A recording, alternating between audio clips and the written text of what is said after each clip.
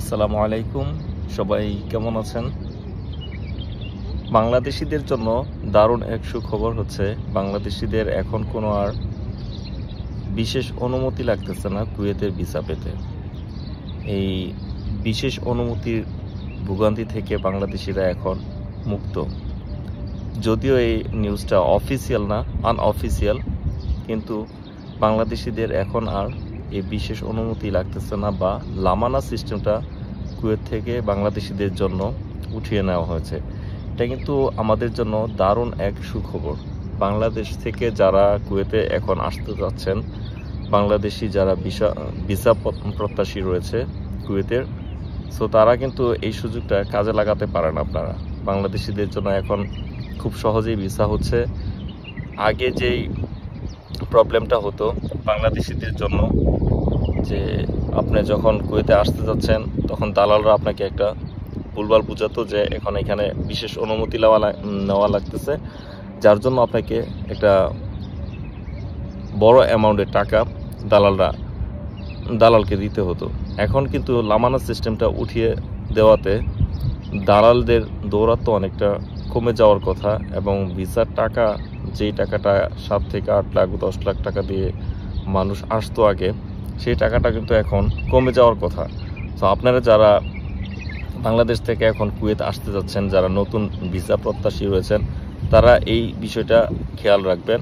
দালালদের সাথে বা যে কোনো এজেন্সির সাথে যখন আপনারা যোগাযোগ করবেন, কথা বলবেন, তারা অবশ্যই এই বিষয়টা উল্লেখ করবেন যে এখন যেহেতু লামানা সিস্টেমটা নেই, সো বাংলাদেশিদের জন্য এত টাকাটা লাগার কথা না।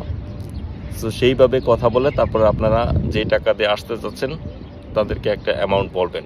দেখেন, এই লামানা সিস্টেমটা না থাকার কারণে ইন্ডিয়া, ফিলিপিন, নেপাল, অন্যান্য যেই দেশগুলো রয়েছে সেইখান থেকে কিন্তু মাত্র 50 থেকে 1 লাখ টাকার ভিতরে তারা কুয়েতে আসতেছে, এবং খুব ভালোভাবে, খুব ভালো বেতনে তারা চাকরি করতেছে। তাদের 50,000 টাকা, 1 লাখ টাকা দিতে বা উঠাতে সেইটা কিন্তু আপনার 2 মাসও সময় লাগতেছে না। কিন্তু আমরা বাংলাদেশিরা 8 থেকে 10 লক্ষ টাকা খরচ করে কুয়েতে আসতেছি, কিন্তু আসার পরে দেখা গেছে আমরা অড জবগুলো করতেছি, আর এই অড জবগুলো করার কারণে আমরা কিন্তু আমাদের টাকাটাও ঠিকমতো উঠাতে পারতেছি না, যার জন্য আমাদের 3 থেকে 4 বছর হয়ে যায় আমরা দেশে যেতে পারি না। এই বিষয়গুলো খেয়াল রাখবেন। এখন কিন্তু ভিসার দাম অনেক কমার কথা।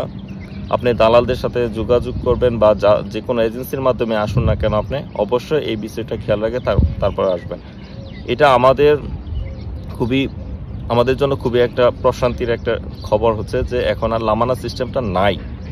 সো এই লামানা সিস্টেমটা কিন্তু আমাদের কার্যকলাপের জন্যই তৈরি করেছিল কুয়েতিরা। আমরা এখানে আসার পরে বা আমরা যারা কুয়েতে থাকি, আমরা দেখা গেছে যে কোনো কাজ করতে চাই, আমাদের অবৈধ কাজগুলো দেখা গেছে যে বাংলাদেশিদের নামগুলো বেশি হয়।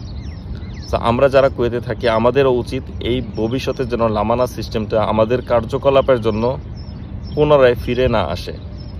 সো যারা আছেন কুয়েতে এবং যারা কুয়েতে নতুন করে আসবেন, তারা তাদের কার্যকলাপের মাধ্যমে চেষ্টা করবেন ভবিষ্যতে যেন কুয়েতে আর লামানা সিস্টেমটা বাংলাদেশিদের জন্য না আসে, সেদিকেই খেয়াল রাখতে। যেহেতু এটা আমাদের জন্য খুবই ভালো একটা খবর, তো আমরা সবাই চেষ্টা করব নিজে এই বিষয়গুলো জেনে বুঝে এবং অন্যকে জানার জন্য সাহায্য করব। তো আজকে এখানেই শেষ করতেছি। ভালো থাকবেন সবাই, দেখা হবে অন্য কোনো ভিডিওতে। চ্যানেলটি ভালো লাগলে অবশ্যই আপনি সাবস্ক্রাইব করে পাশে থাকবেন। ভালো ভালো কুয়েতের নিউজ পেতে, কুয়েতের জায়গাগুলো দেখতে আমি আপনাদের সাথে আছি সবসময়। আসসালামু আলাইকুম।